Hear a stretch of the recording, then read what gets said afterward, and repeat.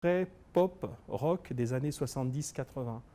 J'écoute beaucoup des groupes comme Genesis, Supertramp, Phil Collins, parce qu'il a une voix superbe, malheureusement il l'a perdue, Peter Gabriel. Voilà, je suis très, très bloqué, complètement scotché sur la musique, que ce soit la nôtre ou celle de l'étranger, sur l'époque 70-80. Un peu 90, mais 70-80. Et de temps en temps, écoutez-vous du rap avec vos enfants ou tout seul? Bon, allez, je vais le dire tout doucement pour pas énerver les enfants. Je me demande si c'est de la musique. Enfin bon, Tous. certainement. Certainement, non, non, c'est certainement bien. Donc il n'y en a pas un que Bon, mais si, discrètement de temps en vous... temps, Oui. on écoute quelques mélodies. On peut écouter un peu de Singila, on peut écouter un peu de ceci, cela. Il y a quand même de la bonne musique. Hein. Je n'ai pas dit que tout était mauvais. Il ne faut pas que je joue au vieux, excusez-moi l'expression, au vieux con. Parce que ça aussi, c'est pas terrible comme attitude. Il faut vivre avec son temps. Ça m'arrive quand même de tomber sur des belles chansons. Je dis, ah tiens, c'est pas mal, fais-moi écouter ça. Tiens, mets-le-moi sur ma tablette. Ça, je peux le dire aux enfants. Je vais vous Voilà. prendre au mot. Vous pouvez fredonner quelque chose? Ah non, là non. Non. Et quel est votre film préféré? Bon, j'aime bien les films afro-américains en général. Hein, parce que je considère que c'est ceux qui se rapprochent le plus de ce que nous vivons en termes de réalité. Bon, j'aime bien tous les films de Spike Lee, parce que souvent il y a un message. J'aime bien des films un peu moins à message, qui sont des films toujours afro-américains. Là, j'en ai vu un en DVD. C'était je crois que le titre c'était ce que pensent les hommes, je crois, ou les femmes, je ne sais plus. Enfin, c'est une histoire éternelle sur, on veut savoir. Il y a un type qui avait écrit un bouquin, donc ça se passe aux États-Unis. Il avait écrit un bouquin sur les relations hommes-femmes et il essayait d'expliquer un peu ça. Et puis bon, donc c'est un peu une comédie sentimentale, bon, c'est intéressant. Sinon, les grands classiques. J'aime bien les premiers grands acteurs noirs qui ont été considérés comme des précurseurs. Sidney Poitier, évidemment, avec Devine qui vient dîner ce soir, qui est une parabole sur le racisme et l'ouverture d'esprit entre races différentes. J'aime bien des films ou des acteurs comme Denzel Washington, parce qu'il a une filmographie extrêmement variée. Voilà, donc je ne suis pas un cinéphile acharné, mais bon, c'est intéressant de se détendre et de suivre quand même des films à la fois pour se détendre et pour réfléchir. Et maintenant, si on devait faire un film sur votre vie, quel acteur verrez-vous dans votre rôle? Très honnêtement, je n'ai jamais réfléchi à la question et je n'ai pas la prétention ni l'orgueil d'imaginer quelqu'un qui jouerait mon rôle. Pourquoi pas moi-même? Ah. Sinon, je ne vois pas. Que tatouerez-vous sur votre corps de sorte à ne jamais l'oublier? Alors, le problème, c'est que ça fera mal parce que ça sera une longue phrase. Hein. Ce ne sera pas un dessin, mais une longue phrase. Allons-y. Sache que tout ce que tu obtiens dans la vie, c'est par le travail. Et uniquement par le travail. Et vous aurez peur d'oublier ça? Pas oublier, mais en faire une boussole et le rappeler à tous ceux qui dépendent de nous, nos enfants en particulier. C'est qu'on n'obtient rien dans la facilité. Toutes les choses, et c'est ça aussi qu'il faut que nous inculquions à nos cadets, les jeunes qui aujourd'hui aspirent légitimement à réussir dans la société, c'est de leur dire on n'obtient rien sans travail et donc sans discipline. On ne peut pas, quand on voit un agriculteur qui récolte, il faut se rappeler qu'avant de récolter, il a semé. Donc on ne récolte pas directement. C'est-à-dire qu'on ne peut pas se retrouver au résultat si en amont il n'y a pas eu un travail de fond, s'il n'y a pas eu du sérieux et de la continuité pour aboutir à un résultat. Et ça, c'est important. Quel que soit ce que l'on choisit comme voie professionnelle ou personnelle dans la vie, on n'y arrivera jamais sans un minimum de travail et de rigueur. Et ça, c'est important. Très important de le souligner.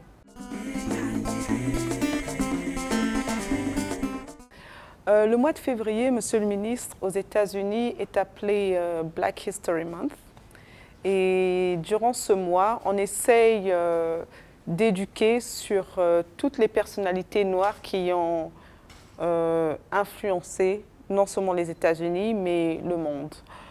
Est-ce que je pourrais vous demander de me citer 2 personnes, un homme et une femme, de nationalité américaine, noire bien sûr, qui vous tiennent à cœur?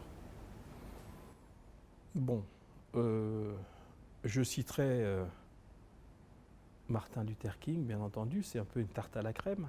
Mais pourquoi je le cite? C'est tout simplement que malgré tout ce qu'il a pu subir, parce que la société américaine des années 50-60 était violente.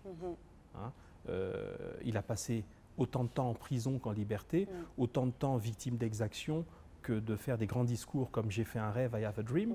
Donc Martin Luther King, pour la force qu'il a eue de renvoyer plutôt un message d'amour que renvoyer un message de haine à ceux qui eux-mêmes véhiculaient un discours de haine. Et donc, et Martin Luther King, pourquoi? Parce que malgré ses défauts, il en avait de grands. Pour ceux qui lisent ou qui ont lu sa biographie, on découvrira qu'il était un homme avec ses failles, et de nombreuses failles d'ailleurs. Mais en même temps, il a été suffisamment puissant et charismatique pour porter ce message au nom de toute une communauté, et finalement au nom du peuple américain. Vous savez qu'aujourd'hui, dans le bureau ovale, depuis le président Obama, il y a le buste de Martin Luther King, et on avait même dit que le président Trump l'avait retiré, en disant, bon, il a retiré le buste pour remettre celui de Winston Churchill. Non, il a tout de suite fait, je crois, un tweet pour préciser que non, il avait maintenu le buste de Martin Luther King. Alors que manifestement, le message politique qui est le sien est un peu différent de celui de Martin Luther King. Mais vous voyez la puissance de l'héritage ou du legs d'une personnalité comme Martin Luther King. Bon, pour ce qui concerne les héroïnes noires, j'avoue là ma grande ignorance de vous en citer un. C'est pas par machisme, c'est simplement que je ne me suis pas vraiment penché sur le sujet, et donc j'ai peur de dire une bêtise à ce niveau. Merci. Monsieur le ministre, Oscar Wilde disait « Quand on est heureux, on est toujours bon. Mais quand on est bon, on n'est pas toujours heureux. » Alors, sur une échelle de 1 à 10, à quel point êtes-vous heureux? Comme la vie est toujours un mélange de bon et de mauvais, de 1 à 10, donc là, je serai à la moitié, à 5, 5 sur 10. Pourquoi 5? Parce qu'on ne peut pas se considérer comme à 100% heureux ou à 100% malheureux. On ne peut pas. Malheureusement, ça dépend aussi de nos valeurs. Ça dépend surtout même de nos valeurs. Il y a quelqu'un qui va vous dire qu'il est heureux, alors que vous, de votre point de vue, en regardant la personne, vous vous dites « Ah non, il ne peut pas être heureux, lui ». Parce que vous aurez placé d'autres valeurs qui définiront ce que vous considérez comme être heureux que ce monsieur. Je prends un exemple concret. Il y a des gens qui considèrent qu'ils sont heureux parce qu'ils sont en bonne santé. Mais ils peuvent être totalement démunis sur le plan matériel, mais se considérer comme tout à fait heureux, parce que les valeurs sur lesquelles ils définissent leur bonheur sont différentes de celles du voisin qui peut dire « je suis heureux parce que j'ai un compte en banque garni ». Vous voyez, donc, il y a forcément une définition d'un individu à l'autre qui varie du bonheur. Mais comme il y a une seule chose qui est constante dans la vie, c'est que nous tous, quel que soit notre niveau de fortune personnelle, sociale, professionnelle et de notre évolution personnelle, tout ça fait qu'on vit toujours de bonnes et de mauvaises choses. Il n'y a pas quelqu'un qui vous dira, sauf le jour où il sera au paradis, et encore, je me demande, parce que je ne suis pas encore allé au paradis, sauf quelqu'un qui irait au paradis, je ne vois pas quelqu'un qui vous dirait, en me levant, chaque jour, je suis 100% heureux, je n'ai aucun problème, ni moral, ni matériel, ni physique. Ça n'existe pas sur la planète Terre, qui est une planète de souffrance et qui est une planète d'épreuves que nous vivons en bon et en mauvais. Ce qui m'emmène à ma prochaine question. Qu'aimeriez-vous entendre le Tout-Puissant vous dire le jour que vous arriverez aux portes du paradis? je ne sais pas. Tu as essayé,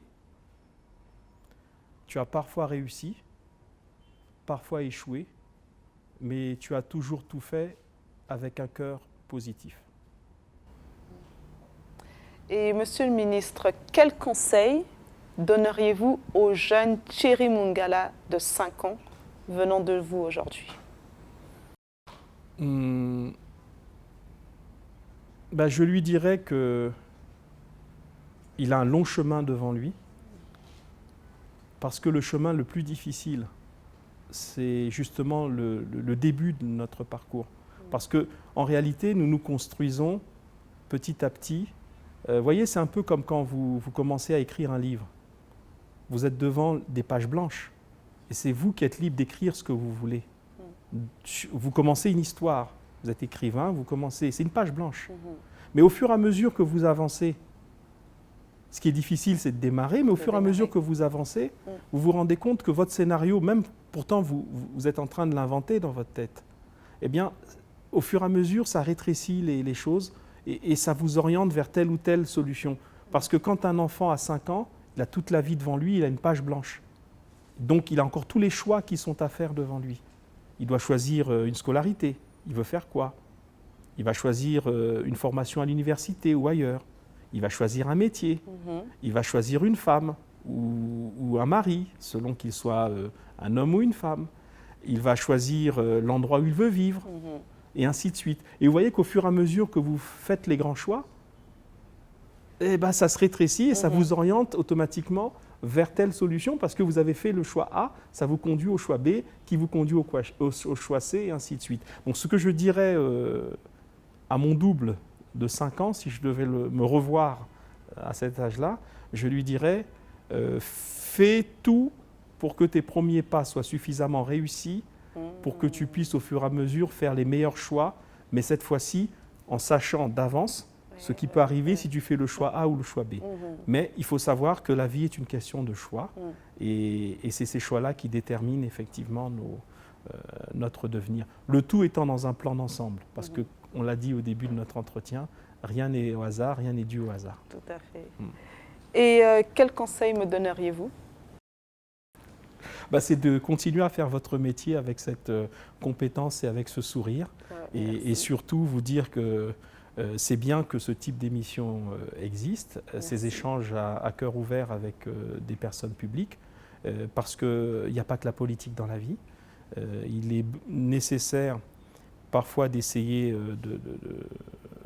de voir ce que les gens sont hors du discours classique.